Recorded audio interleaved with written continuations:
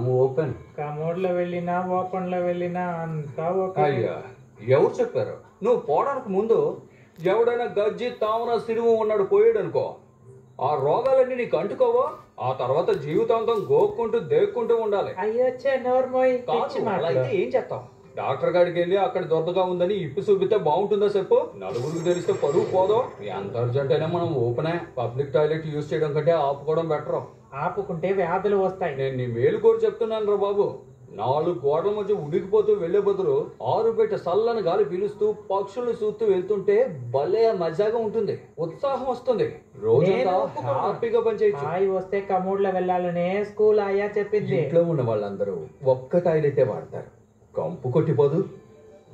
బయట అయితే హాయిగా చల్లగాలి. అందరూ ఒకే టాయిలెట్ వాడితే అడ్డమైన రోగాలు వస్తాయి, హెల్త్ ప్రాబ్లమ్స్. అందుకే మా ఇంట్లో టాయిలెట్ కట్టించలేదు. ఇంటి వెనుక పెద్ద తోట ఉంది. మొక్కలు పచ్చగా పెరగాలంటే ఎరువులు వెయ్యాలి.